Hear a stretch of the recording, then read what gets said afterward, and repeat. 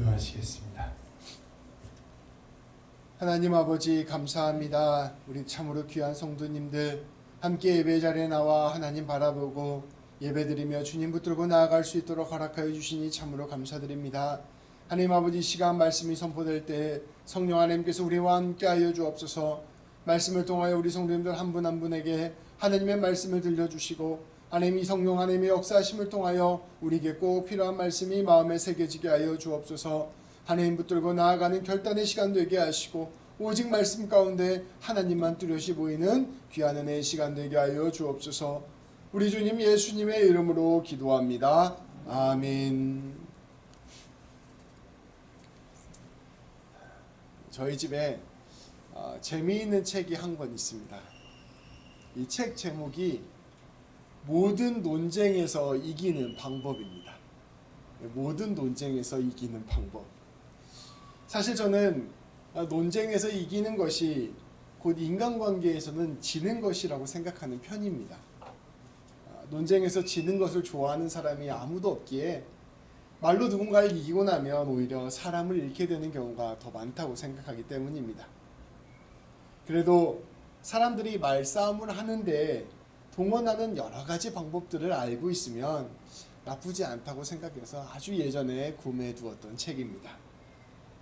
이 모든 논쟁에서 이기는 방법, 이 책을 보면 정말로 수십 가지 방법이 있습니다. 이 논쟁에서 말싸움에서 이기는 방법이 수십 가지 방법이 있어요.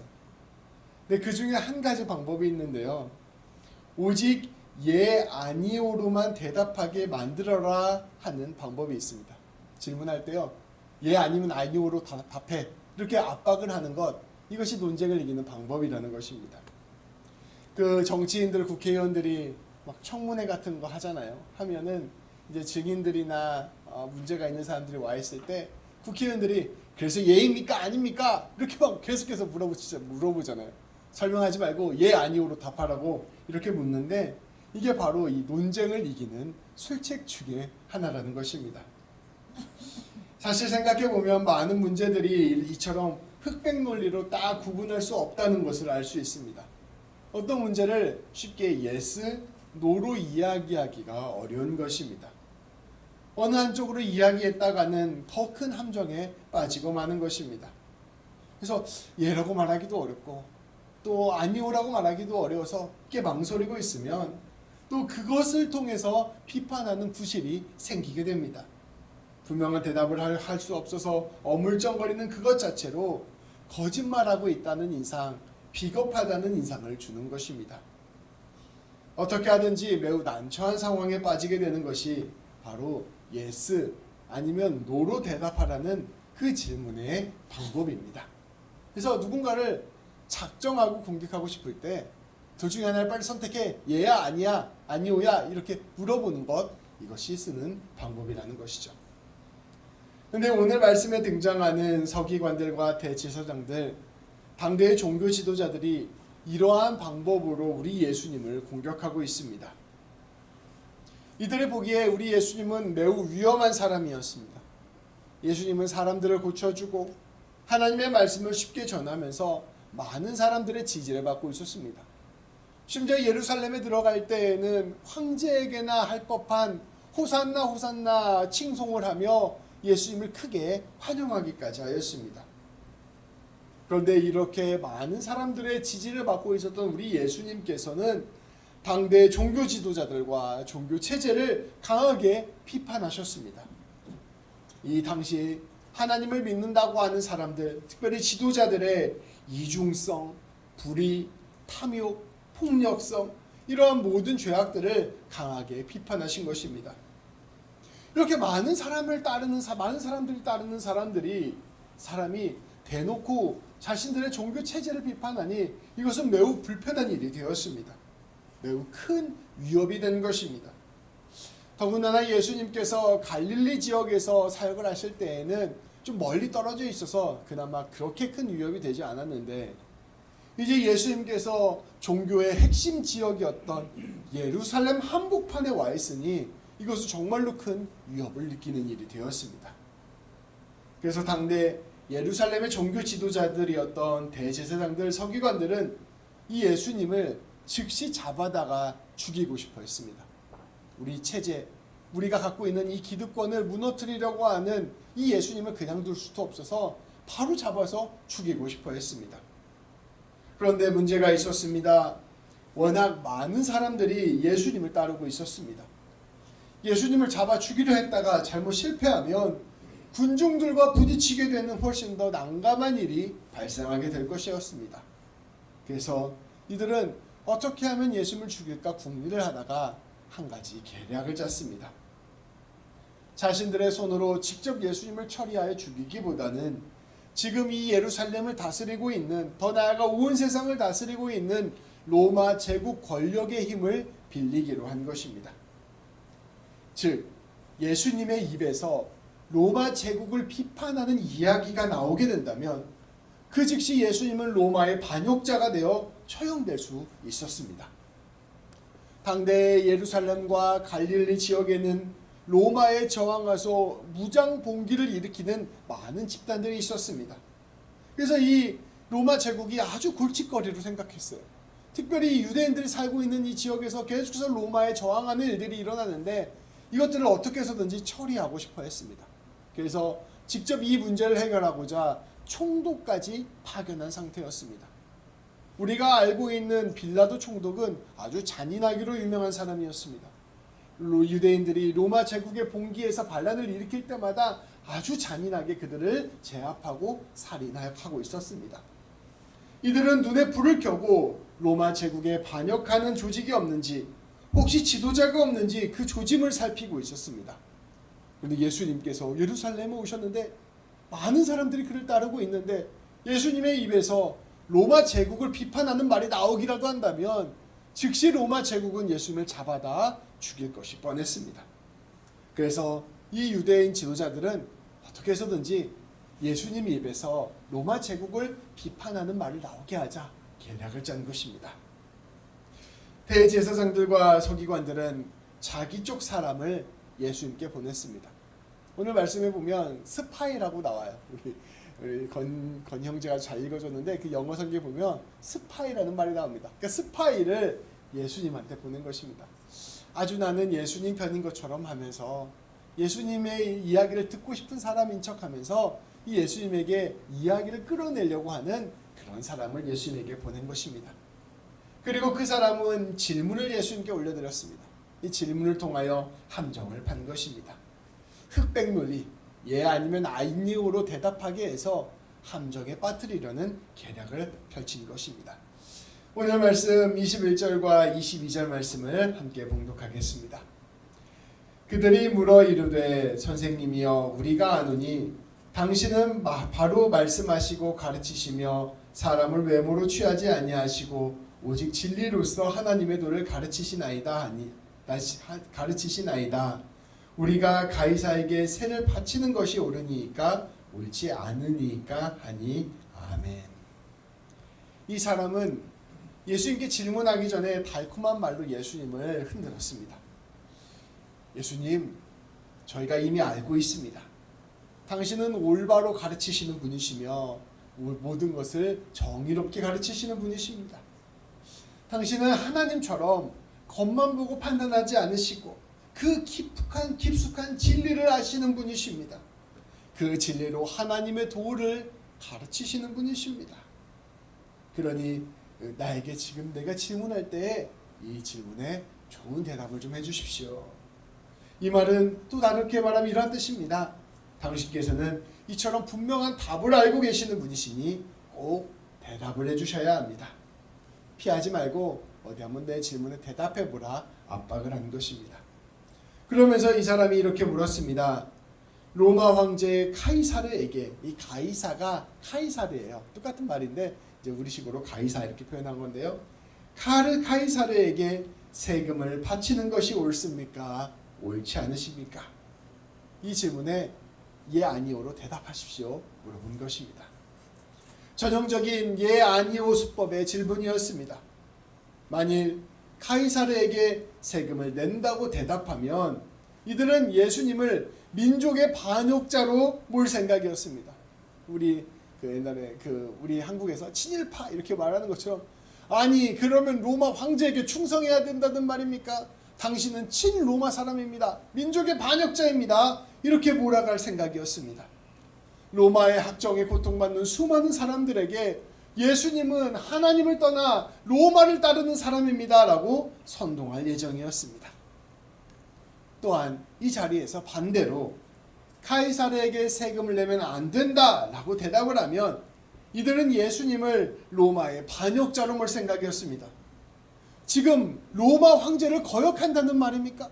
로마 황제에게 반대한다는 말입니까? 그러면 당신은 지금 예루살렘에 로마에 반역하기 위하여 입성한 것입니까? 이렇게 몰아갈 생각이었습니다. 이 반란 집단의 수괴가 바로 예수라는 사람이다라고 사람들에게 선동할 생각이었습니다. 예라고 이야기해도 함정에 빠지고 아니오라고 이야기해도 함정에 빠지는 것입니다. 그리고 만일 예수님께서 이 어려운 질문 앞에서 난처해하며 대답을 머뭇거리게 되면 이들은 예수님 앞에서 비겁하고 무지한 사람이라고 선동할 예정이었습니다.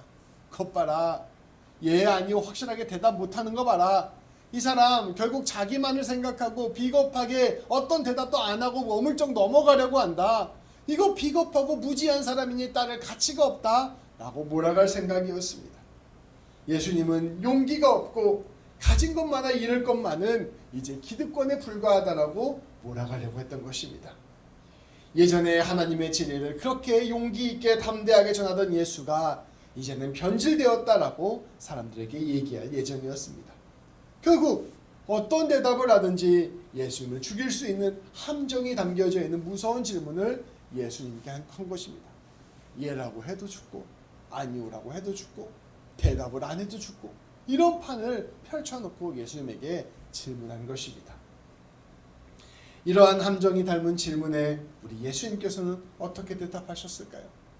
우리 성도님들에게 이렇게 예 아니오라고 물어보면 어떻게 대답할까요? 정치인들이 하는 좋은 방법이 있습니다. 정치인들한테 이렇게 물어볼 때가 되게 많거든요. 정치인들한테 이렇게 물어보면 정치인들은 대부분 바보인 척을 합니다. 기억이 나질 않습니다. 왜냐하면 그것밖에 살 방법이 없거든요. 그렇게 피해가는 것이죠. 우리 예수님께서는 그렇다면 어떻게 했을까요? 23절부터 26절까지 말씀을 우리가 한 절씩 교독하도록 하겠습니다. 예수께서 그 관계를 아시고 이르시되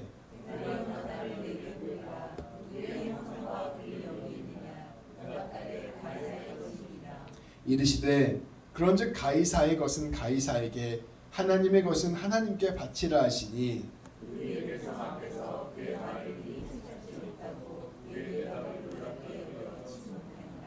아멘. 오늘 말씀에 보면 예수님께서 이 질문에 담긴 관계를 아셨다고 이야기합니다. 이 관계가 간악한 계략, 악한 계획이라는 뜻입니다. 이 질문 자체가 함정이라는 것을 예수님께서는 바로 아신 것입니다. 그리고 예수님께서는 그들의 질문에 새로운 질문을 역으로 하심으로 문제를 풀어가셨습니다. 그들이 이 질문을 가지고 질문을 할 때 가지고 있었던 이 전제 자체를 흔드는 질문을 하심으로써 문제를 해결하신 것입니다. 예수님께서는 동전 하나를 가져오라고 하셨습니다. 당시에 이제 로마 황제가 발행한 동전이 있었어요. 이 동전에 보면 로마 황제의 얼굴이 새겨져 있었습니다. 이 사람들에게 물어봅니다. 이 동전에 누구의 형상과 글이 있느냐? 사람들이 그 동전에 카이사르의 얼굴과 카이사르의 글이 있다고 대답하였습니다. 예수님께서는 말씀하셨습니다. 그렇다면 카이사르의 것은 카이사르에게 돌려주고 하나님의 것은 하나님께 돌려드려라. 이 들었을 때 사람들이 무슨 생각을 했을까요? 아마 이런 생각을 했을 것입니다. 이게 무슨 소리야? 이게 도대체 무슨 말을 하시는 거지? 이런 혼란과 어려움에 빠지는 상황이 펼쳐졌을 것입니다. 예수님께서는 이렇게 우리가 쉽게 이해할 수 없는 말씀을 통하여 모든 사람들에게 오히려 질문을 하신 것입니다. 너희는 카이사르의 나라를 무엇이라고 생각하느냐? 이 로마 제국을 무엇이라고 생각하느냐? 이 세상을 무엇이라고 생각하느냐? 카이사르의 나라에 바치는 세금은 무엇이라고 생각하느냐? 이 세상의 통치, 이 세상의 법, 이 세상의 방식은 무엇이라고 생각하느냐? 그렇다면 거꾸로 하나님의 나라는 무엇이라고 생각하느냐? 하나님의 나라를 섬긴다는 것은 무엇이라고 생각하느냐? 하나님의 통치, 하나님의 법, 하나님의 길은 무엇이라고 생각하느냐라고 물어본 것입니다. 앞서 대제사장과 서기관들이 보낸 사람, 이 스파이의 질문에는 보이지 않는 전제가 있었습니다. 바로 카이사르의 나라와 하나님의 나라를 동급으로 둔 것입니다. 카이사르의 나라를 섬기는 것은 하나님의 나라를 배반하는 것이요, 하나님의 나라를 섬기는 것은 카이사르의 나라를 배반하는 것이라는 전제가 그 질문 안에 있었습니다. 그런데 예수님께서는 이 전제를 거부한 것입니다. 카이사르의 나라는 사람이 만든 것이고 힘과 권력으로 이 세상을 잠시 정복한 체제인 것이다. 그런데 하나님의 나라는 사랑과 구원으로 온 세상을 정복하는 완전한 나라, 여기에 있다 저기에 있다 말할 수 없는 우리 안에 있는 나라라는 것을 말씀해 주신 것입니다. 하나는 사람에게 속한 것이요, 다른 하나는 하나님께 속한 것이었습니다. 이 둘을 같은 자리에 놓고 싸우게 한다는 것 자체가 범주의 오류였습니다. 당시 유대인들은 하나님의 나라를 유다 왕국의 회복이라고 생각했습니다. 다윗 왕처럼 실제 왕이 등장하고요, 새로운 국가가 등장해서 로마 제국과 싸우는 것이 바로 하나님의 나라라고 생각했습니다. 근데 예수님께서는 새롭게 질문하심으로 그게 하나님의 나라가 아니라는 것을 말씀해 주신 것이었습니다. 예수님을 통하여 하나님의 사랑과 용서를 받아들이는 것, 예수님을 통하여 하나님과 온전한 관계를 회복하는 것, 예수님을 통하여 하나님과 더불어 살아가며 하나님의 말씀대로 살아가는 것이 하나님의 나라라는 것을 말씀해 주신 것입니다. 이 두 가지가 다르기 때문에 그렇게 통치해 놓고 서로 부딪히게 할 수 없다라는 것을 말씀해 주신 것이었습니다. 예수님께서는 이 둘 자체가 다른 것임을 구분하는 것이 이 논쟁의 핵심이라는 것을 알고 계셨습니다. 그리고 이 둘을 구분할 줄 아는 것이 바로 하나님의 나라를 진짜 아는 것이라는 것임을 선포하여 주셨습니다. 카이사르의 나라, 또 세상의 나라는 이 세상을 살아가는 사람들이 생존과 번영을 위하여 만들어 놓은 사람들의 창조물입니다. 국가라는 상징을 만들고, 국가를 지키기 위해 군대를 만들고, 국가를 다스리는 법을 만들고, 번영을 위해 시스템을 갖추어낸 체제가 바로 카이사르의 나라입니다. 그래서 카이사르의 나라, 이 세상의 나라는 사람들에게 도움을 주기도 하면서 때때로 불의를 저지르는 악을 행하기도 합니다. 그래서 모든 국가는 우리가 잘 고쳐서 써야 하는 일종의 도구와 같습니다. 그러나 하나님의 나라는 예수님을 통하여 온 세상 사람들에게 임한 하나님의 은혜입니다. 하나님의 통치와 다스리심을 경험하고 하나님의 생명과 용서를 입으며 하나님의 공의와 사랑으로 다 살아가는 나라입니다. 하나님의 나라는 하나님께 속한 것입니다. 영원하며 온전한 나라입니다. 하나님의 나라는 우리가 하나님께 받은 선물이며 우리가 복종해야 할 나라입니다. 그렇기에 세상의 나라는 언제나 우리에게 있어서 잠정적인 충성의 대상입니다. 세상의 방식은 우리가 인생을 살아갈 때 필요한 일종의 도구와 같은 것입니다. 그래서 말씀은 이 세상의 나라에 대해서 대하는 방식, 세상의 방식에 대하여 우리가 바라봐야 될 방식을 두 가지로 나누어서 설명하고 있습니다. 바울은 로마서 13장에서 위에 있는 권세에 복종하라고 명령합니다. 모든 권세와 권위가 하나님으로부터 왔다고 선포합니다. 만일 세상의 방식이 사람들을 섬기고 보호하고 중재하고 평화를 이루는 일에 그 역할을 충실히 하고 있다면 그것은 잠정적으로 우리에게 꼭 필요한 일이기에 충성할 것을 말씀은 전하고 있는 것입니다. 카이사르의 나라가, 이 세상의 법칙이 하나님 나라의 뜻에 합하여 그 권력을 행사한다면 우리는 그 일에 충성해야 합니다. 그러니까 하나님을 잘 믿는 사람은 신호등도 잘 지켜야 되고요, 하나님을 잘 믿는 사람은 세금도 잘 내야 되고요, 하나님을 잘 믿는 사람은 의무를 잘 수행하는 것, 그것이 성경이 우리에게 가르쳐주는 법칙인 것입니다. 그런데 동시에 성경은 이 세상의 나라가 하나님과 부딪힐 때 어떻게 해야 되는가를 또한 가르쳐 줍니다. 사도행전 4장에 보면 베드로와 사도들은 사람보다 하나님께 순종하는 것이 마땅하다고 선포합니다. 세상의 권위와 권세와 세상의 방식이 하나님과 정면으로 부딪힌다면, 국가가 하나님의 뜻이 아닌 다른 길로 걸어간다면 우리 그리스도인들은 하나님의 뜻에 따라 기꺼이 우리 자신을 내어주는 일에 우리의 삶을 걸어야 하는 것입니다. 예전에 노예제도가 너무나 가혹해서 이 세상 가운데 노예제도가 너무나도 많아서 많은 사람들이 고통받고 있을 때 그 국가 안에서 노예제도를 폐지해야 된다고 강력히 국가와 부딪히면서 투쟁을 했던 사람들이 바로 영국의 그리스도인들이었습니다. 이렇게 세상의 방식이 하나님과 다르다고 생각했을 때 날마다 하나님의 뜻에 따라 세상과 싸울 줄 아는 사람, 이것이 바로 그리스도인들의 모습인 것이죠. 우리 예수님께서도 결국 하나님의 나라를 위한 길을 걸어가시다 결국 카이사르의 나라 로마에 의해서 비참하게 처형되는 길을 걸어가셨습니다. 세상 사람들은 힘과 권력으로 다스리는 카이사르의 나라가 영원할 것이라 믿고 있었습니다. 그리고 하나님을 따라 사랑과 용서와 헌신의 길을 가는 하나님의 나라는 아무런 힘이 없을 것이라고 생각합니다.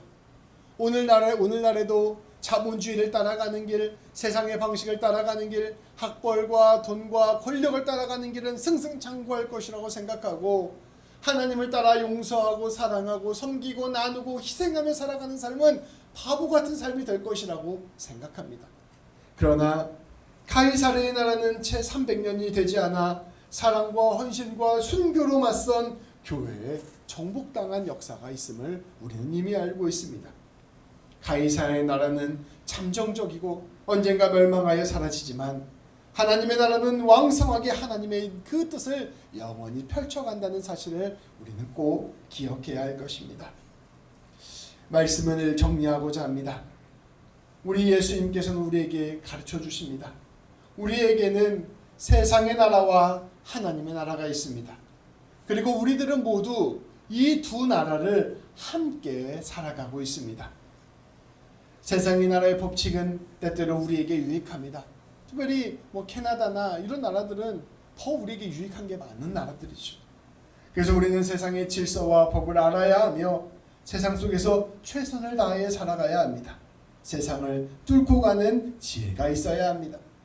그리고 우리는 함께하는 사람과 더불어 규칙과 질서와 법을 잘 따르며 이 세상 가운데서 바르게 잘 따라가야 하는 것입니다.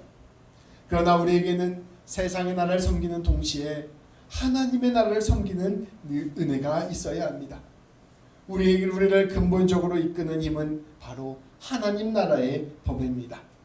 이 하나님의 나라의 법은 무엇일까요? 바로 사랑과 용서와 화평을 이루는 삶을 따르는 것입니다. 늘 하나님의 사랑을 깨닫고 그 하나님의 뜻에 따라 선을 행하며 나누는 삶입니다. 하나님을 전하고 하나님을 따라가는 그러한 삶입니다. 하나님의 나라를 살아가는 것이 때로는 세상의 방식과 부딪힐 때가 있습니다.